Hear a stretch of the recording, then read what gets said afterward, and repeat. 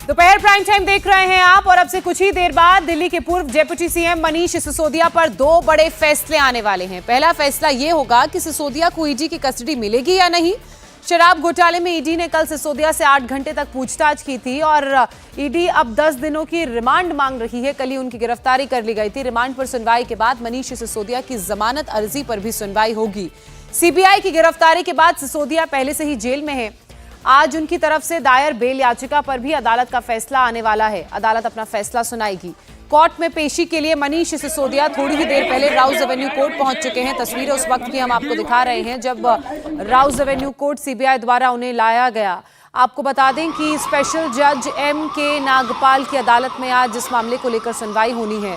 Court में 2 मामलों को लेकर आज सुनवाई होगी। पहली क्योंकि ईडी उनसे लगातार पूछताछ कर रही थी। होली से एक दिन पहले और होली के एक दिन बाद उनसे पूछताछ की गई और उसके बाद आज क्योंकि उन्हें कोर्ट में पेश किया जा रहा है सीबीआई ईडी की तरफ से, तो ईडी 10 दिनों की रिमांड की कोशिश करेगी, मांग की कोशिश करेगी। फ्रीडम ऐप से सीखकर आपने पौधशाला की शुरुआत की है क्या? अगर ऐसा है तो आप अपने पौधों को 1 करोड़ फ्रीडम ऐप के जो ग्राहक हैं उन्हें बिना किसी खर्चे के आप उसे बेच सकते हैं। वहीं दूसरी तरफ आज 10 तारीख है और आज जमानत अर्जी पर मनीष सिसोदिया की राउज एवेन्यू कोर्ट में सुनवाई होनी है। कोर्ट का फैसला सामने आने वाला है। उसको लेकर भी आज जो जज हैं वो अपना फैसला सुनाएंगे। ऐसे में अब देखना ये होगा कि क्या मनीष सिसोदिया को जमानत मिलती है, वो जेल से बाहर आते हैं, या फिर ईडी को उनकी 10 दिन की कस्टडी मिलती है। गौनिका अरोड़ा हमारी सहयोगी इस वक्त हमारे साथ जुड़ चुकी हैं। सीधे उनका रुख कर लेते हैं। गौनिका, देखिए आज एक बार फिर से जो मुश्किलें हैं मनीष सिसोदिया की वो बढ़ती हुई नजर आ रही हैं, क्योंकि पहले तो एक ही मामले में सुनवाई होनी थी, यानी कि उनकी अर्जी पर जो बेल याचिका उनकी तरफ से दायर की गई है। लेकिन क्योंकि ईडी ने उन्हें गिरफ्तार कर लिया है और कोर्ट में पेश किया जा रहा है, तो 10 दिनों की रिमांड ईडी भी मांग करेगी, ऐसी बातें सामने आई हैं। यानी कि मुश्किलें आज फिर से मनीष सिसोदिया के लिए बनी हुई हैं। देखिए, बिल्कुल ईडी ने कल मनीष सिसोदिया से 6 घंटे पूछताछ की। उसके बाद प्रोडक्शन वारंट लेने के लिए प्रोडक्शन वारंट जेल अथॉरिटीज को दिया गया और मनीष सिसोदिया की रिमांड लेने के लिए ईडी के ऑफिशियल्स यहां पर पहुंचे आज और कोर्ट को ये जानकारी दी गई कि 10 दिन की वो रिमांड चाहते हैं और उसके बाद 2 बजे प्रोड्यूस करने के लिए कोर्ट ने कहा। मनीष सिसोदिया को लेकर 3rd बटालियन इस वक्त यहाँ पर पहुंच चुकी है। सीधे तिहाड़ जेल से मनीष सिसोदिया इस वक्त राउज एवेन्यू कोर्ट में है, कोर्ट रूम के अंदर पहुंच चुके हैं और अब जज M.K. नागपाल कुछ देर में जब कोर्ट रूम में बैठेंगे तब इस पूरे मामले पर सुनवाई शुरू होगी। अब बात करते हैं मनीष सिसोदिया पर दोनों केसेस क्या है। सबसे पहले मनीष सिसोदिया को ईडी ने जो अरेस्ट किया है वो दरअसल पीएमएलए को लेकर है, prevention of money laundering act को लेकर है, जिसको लेकर सिसोदिया से पूछताछ ईडी और करना चाहती है और इसलिए 10 दिन की रिमांड की मांग कोर्ट से की गई है और उसी को लेकर मनीष सिसोदिया को कोर्ट में प्रोड्यूस किया गया है। वहीं दूसरी तरफ जो दूसरी याचिका दूसरा मैटर है वो सीबीआई का, जिसमें मनीष सिसोदिया जमानत के लिए अप्लाई इन्होंने किया था, जमानत की पिटीशन फाइल की थी और उसी को लेकर कोर्ट में सुनवाई आज होनी है। लेकिन अगर मनीष सिसोदिया की ईडी को रिमांड दे दी जाती है और अगर जमानत मिल भी जाती है तब भी मनीष सिसोदिया को कोई राहत नहीं है। तब ईडी उनको अरेस्ट करके यहां से ले जाएगी और उसके बाद ईडी की कस्टडी में वो जितने दिन कोर्ट ईडी की कस्टडी देगा उतने दिन ईडी की कस्टडी में वो रहेंगे और उसके बाद ईडी उनसे पूछताछ करेगी। इसके अलावा सीबीआई ने भी जब पिछली बार मनीष सिसोदिया की रिमांड नहीं मांगी थी तब ये कहा था कि अगर जरूरत पड़ेगी तो 10-15 दिन बाद वो फिर से कोर्ट आएंगे और फिर से आकर कोर्ट से रिमांड मांगेंगे। तो मनीष सिसोदिया के लिए मुश्किलें बिल्कुल भी कम होती दिखाई नहीं दे रही है। आज अगर वो तिहाड़ जेल से छूट भी जाते हैं, यानी कि अब तिहाड़ में जो पिछले कुछ दिन से वो रह रहे हैं, अगर वहां से छूट भी जाते हैं तब भी ईडी की कस्टडी में उनको रहना पड़ेगा और ईडी की कस्टडी में उनसे पूछताछ होगी। तो मनीष सिसोदिया इस वक्त पूरी तरह ईडी और सीबीआई के चंगुल में है। अगर बात करें इस वक्त कोर्ट रूम की, तो कोर्ट रूम में जज अभी पहुंचे नहीं है। कुछ देर में जैसे ही सुनवाई शुरू होगी तो सबसे पहले इस मैटर पर सुनवाई होगी कि मनीष सिसोदिया की कस्टडी ईडी को दी जानी है या फिर नहीं। देखिए, ये दोनों दरअसल जो मामले हैं इसमें बहुत फर्क है। सीबीआई का जो मामला है वो सीआरपीसी के तहत है, यानी कि एक आम जो क्रिमिनल एक्ट होता है उसके तहत ये पूरा मामला है। मनीष सिसोदिया का जो पूरा प्रोसीजर रहता है उसी प्रोसीजर के तहत मनीष सिसोदिया को अगर आज बेल भी मिल जाती है तो वो पूरा उसी प्रोसीजर से फॉलो होता है। लेकिन जो पीएमएलए का मामला है, यानी कि ईडी ने जिस मामले में मनीष सिसोदिया को अरेस्ट किया वो काफी अलग है।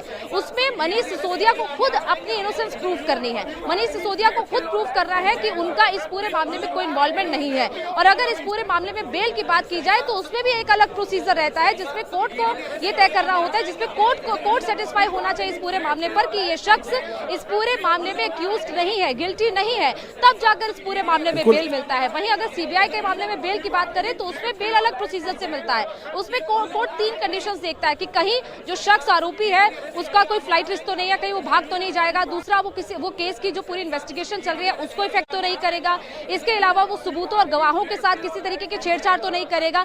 इन 3 कंडीशंस को देखते हुए बेल दी जाती है। तो सीबीआई के मामले में बेल, लेकिन जो ईडी का आपने जिक्र किया है धोनी का, ईडी के जो मामले में एक बहुत इंपॉर्टेंट चीज है जो सामने आ रही है कि उसमें बताया जा रहा है जो पैसा दिया गया 100 करोड़ रुपए वो आम आदमी पार्टी को भी दिया गया। शायद यही वजह कि बीजेपी लगातार कह रही कि इस पूरे मामले में अरविंद केजरीवाल भी शायद आंच से बच नहीं पाएंगे।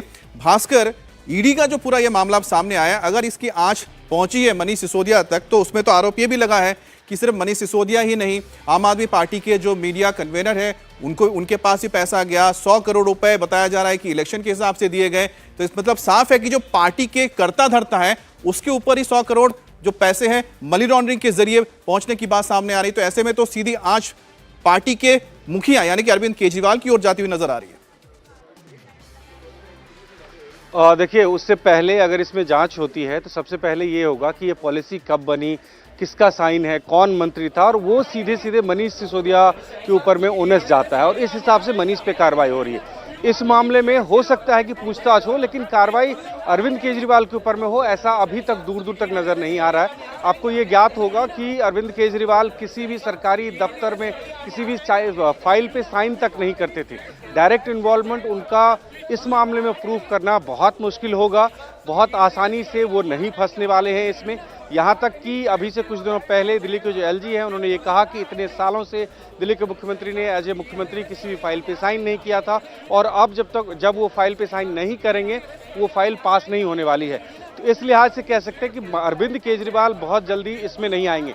ये जरूर कहा जा सकता है कि अगर एक पार्टी के ऊपर में ये प्रूफ हो जाता है कि किसी बिजनेसमैन के द्वारा 100 करोड़ रुपए एक पॉलिटिकल भास्कर, मैं वापस आपका रुख करूंगी। बहुत महत्वपूर्ण बात हमें समझा रहे थे आप। गौनिका, अब देखिए ना, अगर आज ईडी जो रिमांड की मांग करेगा राउज एवेन्यू कोर्ट के सामने, जज के सामने, अगर वो मिल जाती है तो क्योंकि कल के कविता ने भी ईडी के सामने पेश होना है, तो क्या आमने सामने बैठाकर भी पूछताछ हो सकती है? साउथ की लॉबी का लगातार जिक्र हो रहा है, कैसे पैसों की फंडिंग की गई, गोवा इलेक्शन में उसका यूज किया गया, ये बातें भी सामने आई है।